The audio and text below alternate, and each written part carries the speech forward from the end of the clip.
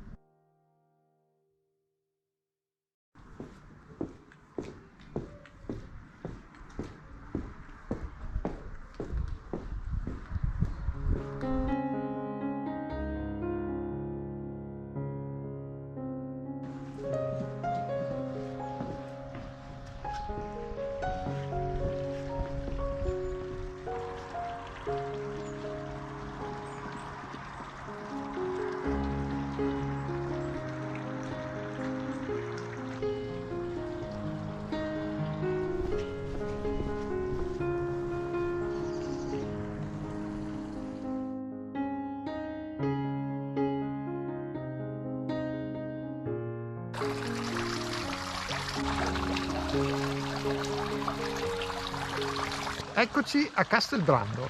Questo luogo, oltre che stupendo, è anche famosissimo. Infatti qui si sono svolte diverse riunioni con dei capi di Stato. Ad esempio qualche anno fa c'è stato il G8 e c'è praticamente di tutto, perfino un teatro e una spa.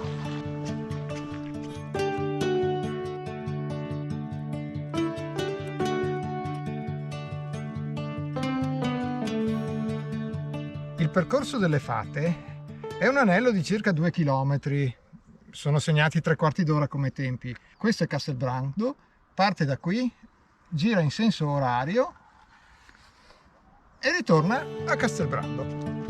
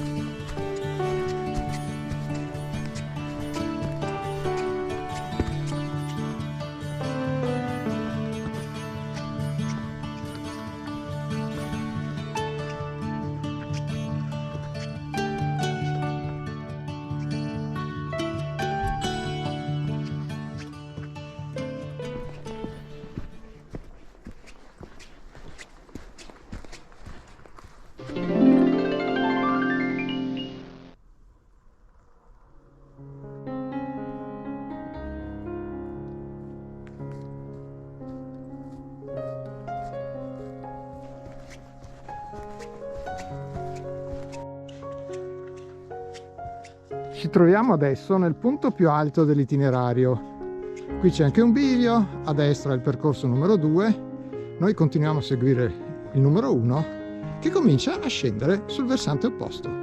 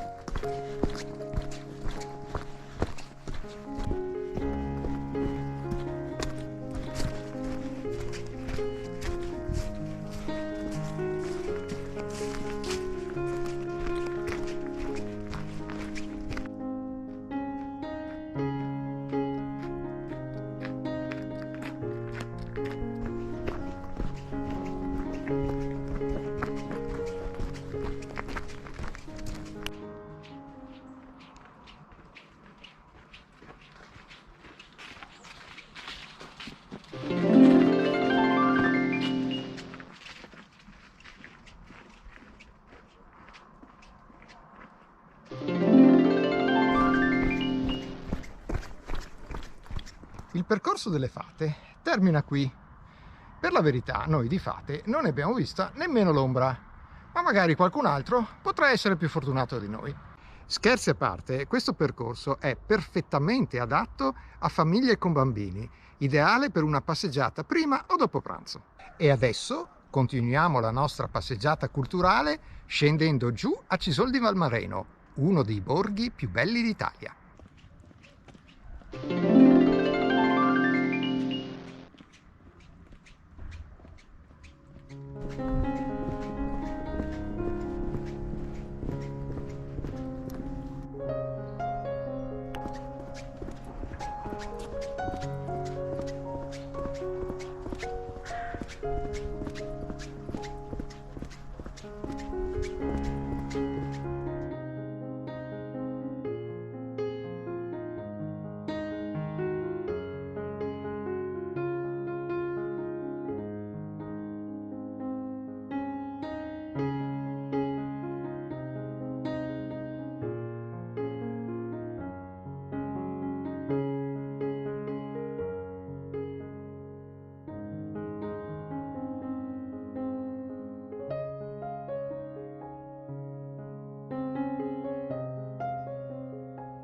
Ci troviamo in piazza a Cison di Valmareno e proprio da qui parte la via dell'acqua che abbiamo fatto tempo fa.